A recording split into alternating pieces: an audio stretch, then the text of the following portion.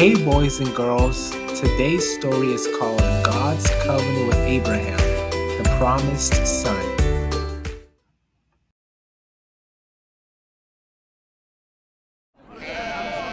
Now, Sarai, Abram's wife, did not give birth to any children, but she had a servant girl from Egypt called Hagar.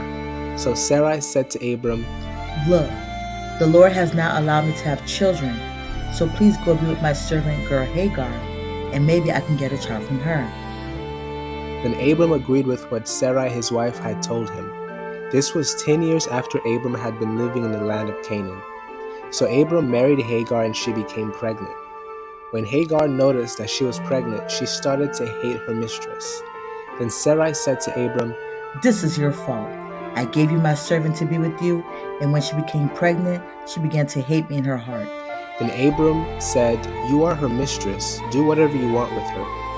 Then Sarai treated Hagar, her servant, unfairly, so Hagar ran away.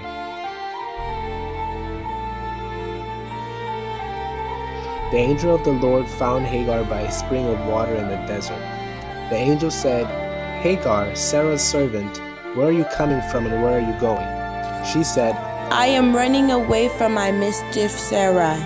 Then the angel of the Lord said to her, "Go back home to your mistress Sarai." The angel also said to her, "I will give you many, many, many descendants, more than anyone can count. You are pregnant and will give birth to a son, and you will call him Ishmael, because the Lord has heard your crying.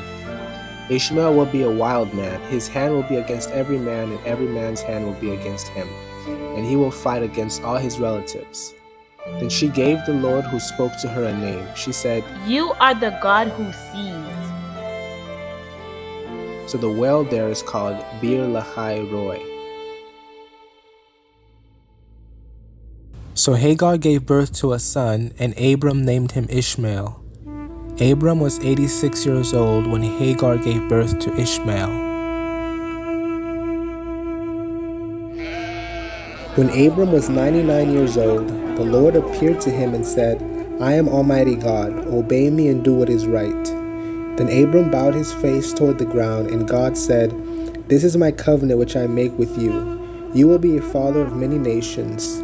No longer will your name be called Abram, but your name will be called Abraham, meaning father of many nations. I will multiply your descendants, and kings will come from you.